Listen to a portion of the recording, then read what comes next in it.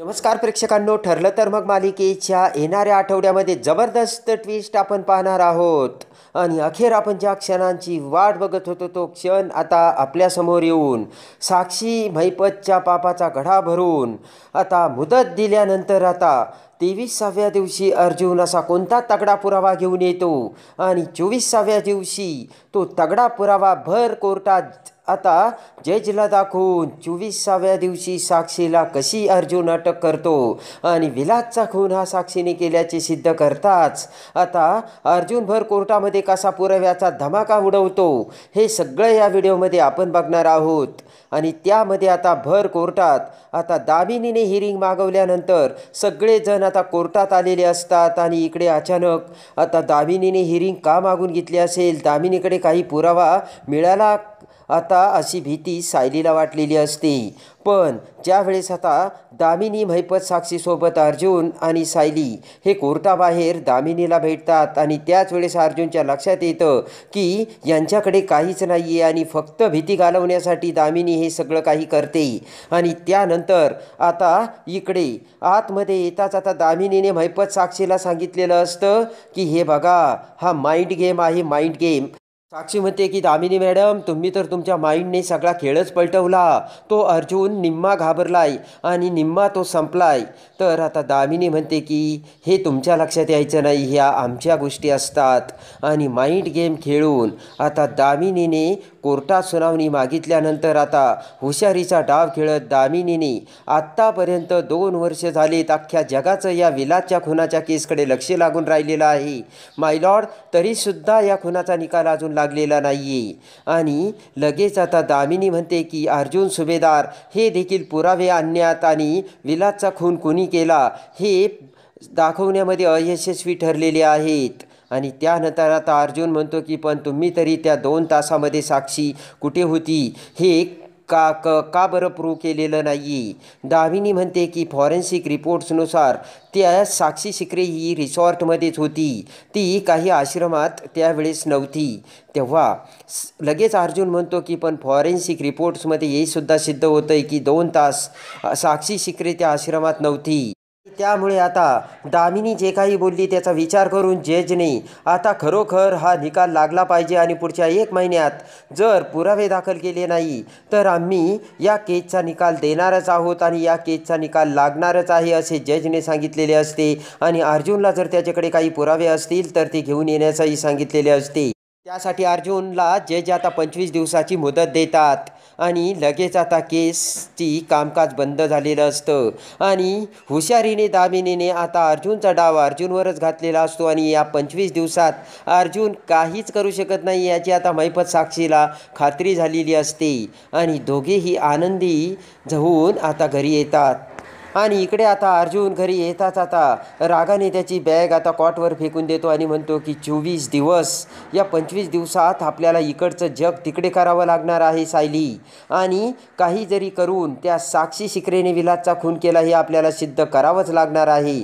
इकडचं जग तिकडे झालं तरी चालेल पण आपल्याला पुरावा घेऊनच यावा लागेल असे आता अर्जुनने सायलीला सांगितलेलं असतं। इकडे प्रिया जाम घाबरते, प्रिया साक्षीला फोन करते। प्रिया म्हणते की अगं साक्षी, मला तर वाटलं होतं या दामिनीने एवढ्या लवकर हिअरिंग बोलावलं, आत्ताच केसचा निकाल लागेल, पण हिने तर अजूनच 1 महिन्याची मुदत दिली।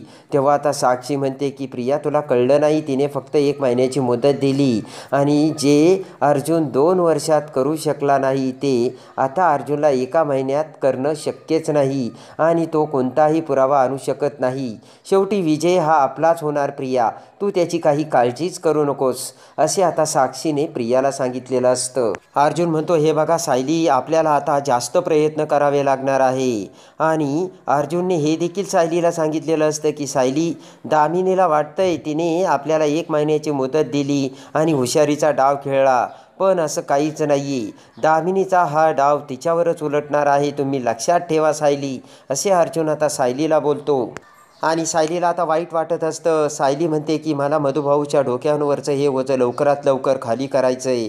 अर्जुन सर, रस्त्यावरच्या एका मुलीला मधुभाऊंनी उचलून आणलं, प्रेम केलं, माया लावली आणि माझ्यावरती संस्कार करून मला घडवले. मधुभाऊ जर मला भेटले नसते तर आता मी कुठे असते मला माहिती नाही. तेव्हा काहीही करून मला मधुभाऊंना सोडवायचंच, असे सायलीने आता अर्जुनला सांगितलेलं असतं. अर्जुन म्हणतो की तुम्ही काही काळजी करू नका सायली, आपण ही केस जिंकणारच आहोत आणि पुढच्या या 25 दिवसात काहीही करून पुरावे घेऊनच यायचे, हे आता अर्जुनने सायलीला म्हटलेलं असतं. अर्जुन म्हणतो की यासाठी आपल्याकडे अजून सगळ्यात मोठा पुरावा आहे आणि तो म्हणजे साक्षीचं पेंडंट. तर लगेच आता सायली म्हणते की ती पण ते पेंडंट साक्षीने गळ्यात घालून कोर्टामध्ये यायला हवं ना. अर्जुन म्हणतो की त्यासाठी आपण काहीतरी आयडिया करूयातच. इकडे आता अश्विनचा मात्र प्रियावरती संशय अजूनच वाढलेला असतो आणि अश्विनने आता प्रिया ही साक्षीसोबत फोनवर बोलताना त्यावेळेस दरवाजा उघडून रंगेहात पकडलेलं असतं. पण अश्विनला पुन्हा प्रेमाच्या जाळ्यात अडकवून प्रियाने ती साक्षीसोबत बोलत होती, पण ती साक्षी शिकरे नाही, तिची दुसरी मैत्रीण साक्षी परांजपे हिच्यासोबत बोलत होती, असे म्हणत प्रिया अश्विनच्या गळ्यात हात टाकते आणि सगळं काही आता प्रिया निभावून नेते. आता इकडे सुभेदाराच्या घरी अस्मिताच्या चोर ओटीचा कार्यक्रम असतो आणि सकाळी सायलीने सगळी काही तयारी करून फुलवाल्याला फुलं घेऊन बोलावलेलं असतं. तो येताच आता प्रतापला चहा देऊन सायली आता ती सगळी फुलं हॉलमध्ये एकदम सजवून ठेवू लागते. एवढ्यात कल्पनापूर्णाजी तिथे येतात आणि डेकोरेशन बघताच त्याही खुश होतात. सायलीने खरंच अस्मिताच्या चोर ओटीसाठी खूप चांगलं डेकोरेशन केलेलं असतं. आणि त्यानंतर आता सायली जेव्हा अर्जुनच्या बेडरूममध्ये येते त्यावेळेस आता अर्जुनने सगळ्या काही फाईलचा पसारा करून ठेवलेला असतो. सायली म्हणते की अहो तुम्हाला काही कळतंय का, अहो तुम्हाला काय झालं आहे, आज अस्मिताईची चोर ओटीचा कार्यक्रम आहे, ते सगळं बाजूला ठेवा. आणि सगळ्या फाईल पुन्हा सायली ठेवू लागताच आता साक्षी शिकरेच्या त्या सबस्क्रायबर रिपोर्टचा एक कागद आता खाली पडतो आणि तो आता साक्षी शिकरेचा सबस्क्रायबर लोकेशन रिपोर्ट असतो. सायली तो रिपोर्ट बघते आणि इकडे आता अस्मिताईच्या चोर ओटीसाठी सगळे काही सामान जे काही लागतंय ते सगळे सामान आता सायलीने आणून ठेवलेलं असतं. एवढ्यात प्रतापला फोन येतो आणि बोलण्यासाठी प्रताप बाहेर येतो. इकडे आता सुमन आणि प्रतिमासुद्धा तिथे आलेले असतात आणि पूर्णाजीसोबत त्या गप्पा मारत असताना गुपचूप आता प्रिया शेजारीच असलेली तेलाची वाटी घेऊन आता त्या खुर्ची शेजारी ज्या ठिकाणी अस्मिता बसणार असते तिथे ते फरचीवरती तेल सांडते.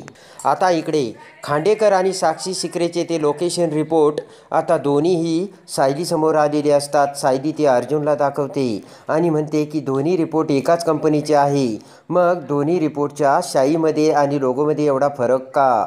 आणि लगेच आता अर्जुन बघतो आणि म्हणतो खरं आहे, खांडेकरचे रिपोर्ट्स वरून कलर रंगाच्या लोगोमध्ये आहे आणि साक्षी शिकरेचे आता डार्किश. तर नेमकं हे सगळं काय आहे. लगेच आता अर्जुनच्या ते लक्षात आलेलं असतं की साक्षी शिकरेने जे लोकेशनचे रिपोर्ट तयार करून घेतले ते खोटे आहेत. याचा अर्थ साक्षी शिकरे ही त्या रात्री लोकेशननुसार रिसॉर्टमध्ये होती. या रिपोर्टवरून दिसतंय पण हे रिपोर्ट खोटे आहे आणि त्यासाठी आपल्याला ह्या रिपोर्टचा आता तळाशी जावं लागेल. पण हे डुप्लिकेट्स रिपोर्ट्स बनवणं एवढं सोपं नाही आहे, त्यासाठी महिपत शिकरेने खूप मोठी फिल्डिंग लावली असेल, असेही अर्जुन बोलतो. सायली म्हणते की साक्षीचे ते लोकेशन रिपोर्ट्स दुसऱ्या कंपनीच्या लोकेशन रिपोर्ट्स बरोबर कम्पेअर करून बघण्याची कधी गरजच वाटली नाही अर्जुन सर. आणि अर्जुन म्हणतो की आता आपल्याला साक्षी शिकरेचे त्या कंपनीकडचे खरे लोकेशन रिपोर्ट्स आपल्याला हस्तगत करायला हवे आणि जेव्हा खरे रिपोर्ट्स येतील तेव्हा यामध्ये साक्षी अटकणार. आणि सगळ्यात मोठा क्ल्यू आता अर्जुनला मिळालेला असतो. आणि एकदा का साक्षी शिकरेचे लोकेशन रिपोर्ट आपल्या हातात आले की मग साक्षी अटकणार, हे आता अर्जुन सायलीला बोलतो. इकडे आता सुभेदारांच्या घरी अस्मिताच्या चोर ओटीची जय्यत तयारी होते. इकडे आता सायलीने अस्मिताच्या रूममध्ये जाऊन अस्मिताला सगळं काही आवरून दिलेलं असतं आणि त्यानंतर डागडागिने व्यवस्थित करून सायली ही अस्मिताला खाली घेऊन येते आणि त्यानंतर आता अस्मिताकडे बघून सगळेजण खुश होतात. अस्मिता म्हणते की पण मला वेळ लागला, मी स्वतःहून आवरलं बरं का हे सगळं. आणि त्यानंतर आता सायली ही अस्मिताला घेऊन जाऊ लागते. प्रिया म्हणते की बापरे, भावजई घेऊन चालली तेव्हा आपण मध्ये लुडबुड करायलाच नको. तर आता अस्मिता म्हणते की मी आजारी नाही आहे, फक्त प्रेग्नेंट आहे माझी, मी एकटी जाऊ शकते. आणि अस्मिता आता जाऊ लागते.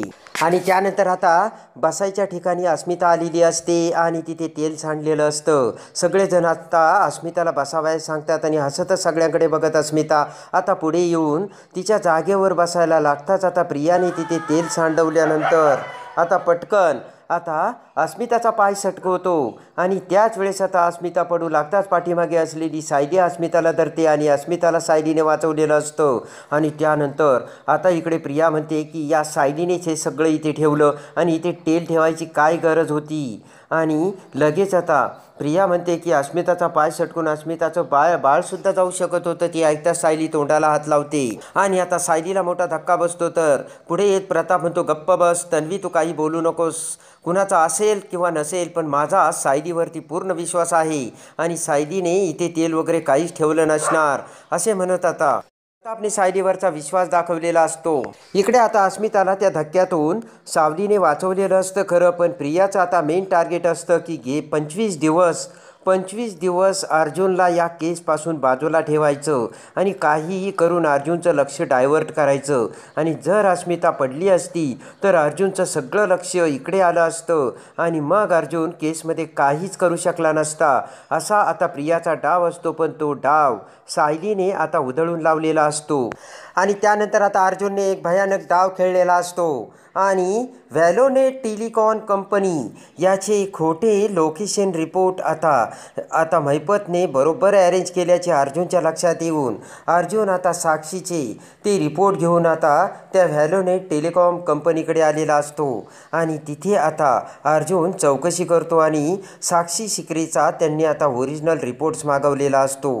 आणि आता अर्जुनने रविराजची पुन्हा एकदा ओळख सांगितलेली असते आणि त्या ओळखीमुळे आता ताबडतोब साक्षी शिकरेचा तो कॉलर आय डीचा कॉल रजिस्टरचे सगळे कॉलर आय डी रिपोर्ट्स आणि कॉल रेकॉर्डिंग सगळं काही खरा रिपोर्ट आता अर्जुनला मिळालेला असतो. आणि व्हॅलोनाईटचा तो लोगो, तो रंग, ती शाई, ते रिपोर्ट्स बघून आता अर्जुनला धक्का बसलेला असतो. कारण त्या व्हॅलोनेट कंपनीच्या त्या लोगोचा वापर करून सेम टू सेम तशाच कलरचा लोगो आता महिपतने बनवून घेतलेला असतो आणि खोटे सबस्क्रायबर लोकेशन रिपोर्ट्स आता कोर्टाला सबमिट केलेले असतात. आणि आता साक्षी शिकरेचे खरे रिपोर्ट्स आता अर्जुनने हस्तगत केलेले असतात. आणि ते रिपोर्ट्स मिळताच आता अर्जुन घरी येतो आणि दोन्हीही रिपोर्ट्समध्ये कलरची मोठी तफावत आणि स्पेलिंगची मोठी तफावत असल्याचे आता अर्जुनच्याच निदर्शनास आलेले असते. आणि साक्षी शिकरेने कोर्टात खोटे लोकेशन रिपोर्ट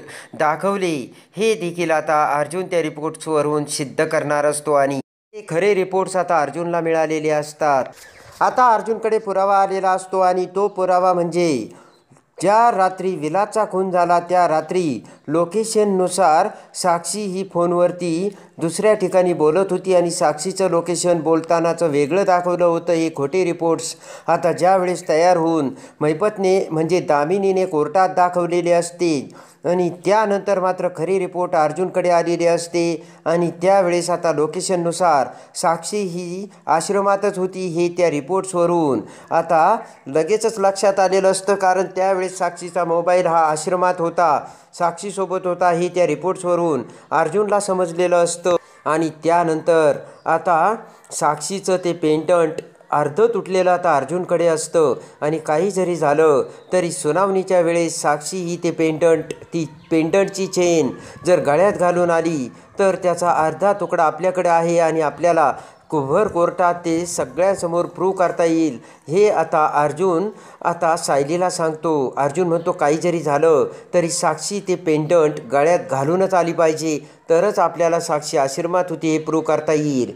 आणि आता ठरल्याप्रमाणे आणि आता सायलीच्या डोक्यात एक भन्नाट आयडिया आलेली असते आणि सायली आता अर्जुनला तिचा प्लान सांगते. आणि त्यानंतर आता इकडे आता अर्जुन आणि सायली हे दोघेही आता स्टडी रूममध्ये बोलत असताना प्रिया आता कान देऊन ऐकू लागते. तेव्हा आता प्रिया तिथे आली आणि आपलं बोलणं ऐकते.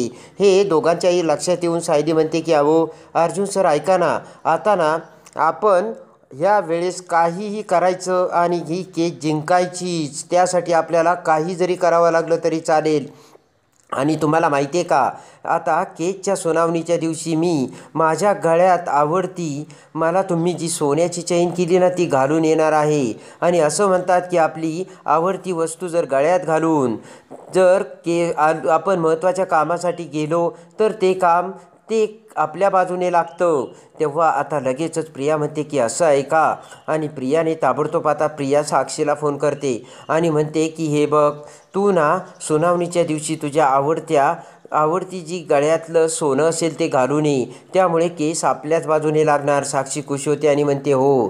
आणि माझ्या बड्डेच्या दिवशी माझ्या आईने मला जी चेन गिफ्ट दिली होती ना ती मी घालून येईल. आणि आता लगेचच आता इकडे अर्जुन आणि सायलीचं काम पूर्ण झालेलं असतं. आणि आता ताबडतोब आता केसची सुनवाई आता होणार असते. सगळेजण तिथे आलेले असतात. साक्षीसुद्धा मोठ्या ITमध्ये ती चेन घालून आता भर कोर्टात आलेली असते. आणि त्यानंतर आता सुनावणीला सुरुवात होते. आणि सुनावणीला सुरुवात होताच आता सगळ्यात अगोदर अर्जुन हा साक्षीला विटनेस बॉक्समध्ये बोलावतो. साक्षी ही विटनेस बॉक्समध्ये येताच आता अर्जुनने लगेचच आता ज्या दिवशी विलासचा खून झाला त्या दिवशी आता साक्षी शिकरे या रिसॉर्टमध्ये होता हे दामिनी देशमुखबाईने आता प्रूव्ह केलेले आहे. आणि त्याचे म्हणजे साक्षीचे लोकेशन रिपोर्ट्स आणि सबस्क्रायबर कॉलर लोकेशन रिपोर्ट्स हे सुद्धा दाखवले आहेत. आणि लगेचच आता दामिनी उठून उभा राहत म्हणते की माय लॉर्ड, त्या रात्री त्यावेळेस साक्षी ही रिसॉर्टमध्येच होती आणि तिचे लोकेशन फॉरेन्सिक लॅब रिपोर्टनुसार तिथलेच दाखवतात. आणि लगेच आता अर्जुन खरे रिपोर्ट्स घेऊन येत ते जजला दाखवतो आणि म्हणतो की माय लॉर्ड, हे बघा, हे आहेत खरे रिपोर्ट्स. आणि या रिपोर्ट्सनुसार साक्षी शिकरीचं लोकेशन हे त्या रिसॉर्टमध्ये नव्हतं, तर ते लोकेशन हे दुसऱ्या ठिकाणी दाखवत असल्याची आता ते रिपोर्ट्सनुसार समोर येतं. आणि लगेच आता अर्जुन म्हणतो की माय लॉर्ड, तुम्हाला जे साक्षी शिकरेचे लोकेशन रिपोर्ट दाखवले ते रिपोर्ट्स फेक आहेत. त्या रिपोर्ट्समधून व्हॅलोनेट टेलिकॉम कंपनीचा लोगो हा वेगळ्या कलरमध्ये आहे आणि या ओरिजिनल लोगो वेगळा आहे. आणि यामध्ये व्हॅलोनेटचं स्पेलिंगसुद्धा एकच येलं आहे आणि इकडे डबल येलं आहे. आणि लगेच ते रिपोर्ट्स आता कोर्टात दाखवल्यानंतर महिपत दामिनीचा आता थैया उडालेला असतो. आणि लगेच आता त्या मॅनेजरला तिथे घेऊन येत रिपोर्ट्स खरे की खोटे याचं आता त्या मॅनेजरला ओळखण्यासाठी सांगताच त्या मॅनेजरने हे फेक रिपोर्ट्स असून हे आहेत आमचे ओरिजिनल रिपोर्ट्स असे दाखवलेले असते. आणि त्याच वेळेस आता साक्षीचं लोकेशन हे खोटं सांगितल्याचं आता कोर्टाला आता सिद्ध झालेलं असतं. लगेचच दामिनी देशमुख म्हणते की माय लॉर्ड, याचा अर्थ असा होत नाही की साक्षी शिकरे त्यावेळेस आश्रमातच होती ती. आणि लगेच आता अर्जुन म्हणतो की मी सिद्ध करतो. आणि लगेच आता अर्जुन पुढे येत म्हणतो की माय लॉर्ड, हा पेंडंटचा तुकडा आहे बघा, हा तुकडा आम्हाला आश्रमात सापडला आहे. आणि हे पेंडंट कुणाचा आहे माहिती आहे का, हा तुकडा आहे साक्षी शिकरेचा. आणि लगेच आता सगळेजण साक्षीकडे बघतात.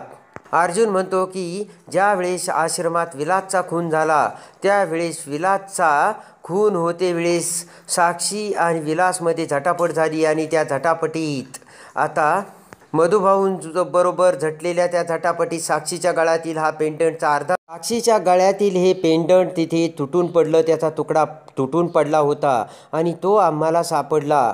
आणि त्यानंतर आता दामिनी म्हणते की तो पेंडंटचा तुकडा साक्षीचा आहे कशावरून. आणि लगेच आता अर्जुन साक्षीसमोर येत म्हणतो की तुमच्या गळ्यातील ती सोन्याची चेन दाखवा. आणि पटकन आता ती सोन्याची चेन साक्षीने काढून देताच तो पेंडंटचा तुकडा सगळ्यांच्या समोर अर्जुन धरतो आणि बरोबर त्या चेनला टच करतो आणि बरोबर तो मॅच झालेला असतो. आणि याचा अर्थ साक्षी त्यावेळेस आश्रमातच होती हे आता अर्जुनने सगळ्यांच्या समोर आणलेलं असतं. आणि त्या क्षणी साक्षीचा खोटारडा चेहरा समोर आलेला असतो. आणि त्यावेळेस विलासच्या खुनाच्या वेळेस साक्षी आश्रमातच होती. पुराव्यासकट अर्जुनने समोर आणलेले असते. आणि त्याचबरोबर साक्षीला आता लगेचच जज हे पुरावे दाखवतात, साक्षीला अटक करण्याचे आदेश देतात. आणि लगेच आता साक्षीला जेलचा रस्ता बघायला मिळालेला असतो आणि अर्जुनने भयानक तगडा पुरावा आणून साक्षीला पुन्हा जेलमध्ये घातलेले असते आणि आता विलासचा खून साक्षीनेच केला हे पुराव्यासकट अर्जुन सिद्ध करून आता साक्षीला कायमची कशी आता जेलची हवा खायला लावतो हे बघण्यासाठी आणि ठरलं तर मग मालिकेच्या डेली अपडेटसाठी आपल्या चॅनलला लाईक करा, सबस्क्राईब करा.